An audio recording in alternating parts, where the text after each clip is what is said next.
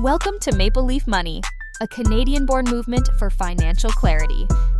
We simplify money, cut through the noise, and help you make informed choices that build confidence and long-term stability. Let's grow your financial literacy one episode at a time. In the last episode, we talked about paying yourself first, directing the flow of your income towards savings before allocating it elsewhere. If income is like water flowing in, saving is choosing where that water goes.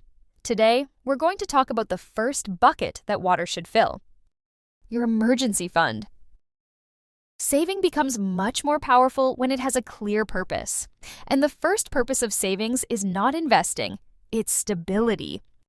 An emergency fund protects you from financial shocks. Emergencies are part of life. What makes them difficult isn't that they happen, it's that they happen unexpectedly. Here are some common examples of financial emergencies caused by fairly big expenses.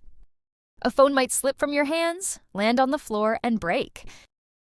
A laptop fails just when you have to type a paper that is coming due the next day. A refrigerator stops working and the food inside goes bad. The car you drive needs engine repairs. A dental bill appears due to a tooth problem. Work hours are reduced, or you experience an unfortunate job loss. These situations are not rare, they are normal parts of life. What turns them into financial stress is being unprepared. An emergency is unexpected, necessary, urgent, and not discretionary. It is not a vacation. It is not a phone upgrade. It is not holiday spending. Clear boundaries matter when we define what a true financial emergency is. Generally, it involves a much higher one-time cost than your usual everyday spending on small necessities. Without savings, emergencies often lead to debt. Credit cards or loans become the default solution.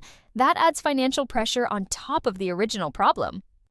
Without an emergency fund, some people withdraw from long-term investment accounts, retirement savings, or tax-advantaged accounts, interrupting compounding and setting back future wealth-building goals. An emergency fund doesn't prevent problems. It prevents problems from becoming crises. So, where do you begin? Start by understanding your essential expenses. Take a month or two to track what you truly need to operate: housing, food, transportation, utilities, insurance, and other core expenses. Once you know that average monthly spending amount, you have your first target. If your essential expenses are $2,500 per month, then your first goal is to set aside $2,500 in your emergency fund account. This would give you 1 month of financial cushion and stability. That would be a terrific start. From there, you can gradually build toward 3 to 6 months of expenses. Using the same example, that would mean working towards $7,500 and eventually $15,000 in your emergency fund. This is not panic money. It's breathing room. It allows you to make thoughtful and calm decisions instead of panicked or reactive ones. Now, let's talk about how to build your emergency fund. You might begin by setting aside 5 to 10% of your income, or you might prefer choosing a fixed monthly amount: $100, $200, or whatever feels sustainable right now. If you earn $3,000 per month, 5% would be $150. You might round that to $200 for simplicity.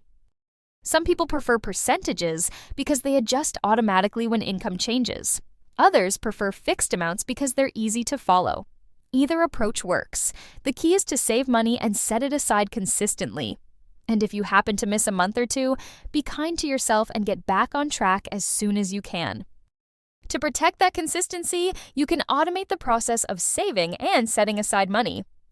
Automation simply means setting up a recurring transfer from your checking account to your savings account on a specific date, ideally within 24 hours of payday, so the money moves automatically each month.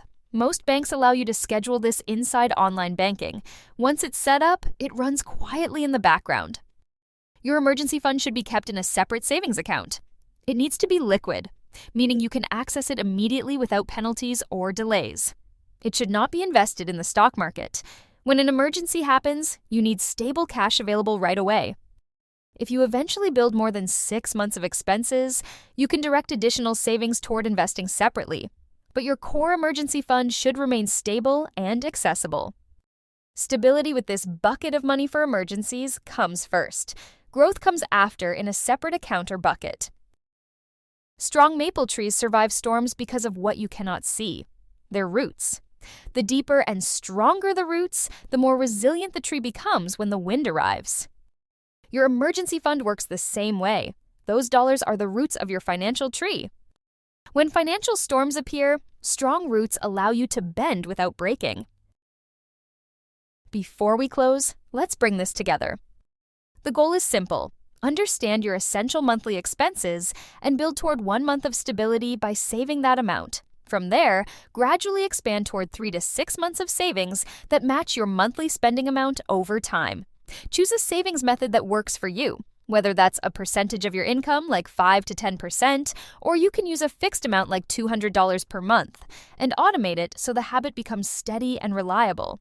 Keep the funds separate, liquid, and ready for when life inevitably throws something your way.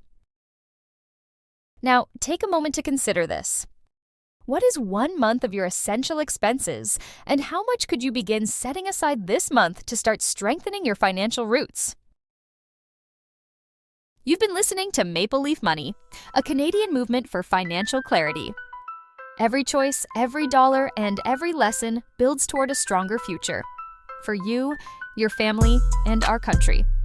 Subscribe, share, and help grow financial confidence from coast to coast to coast. Until next time, remember to continue to learn, earn, and grow.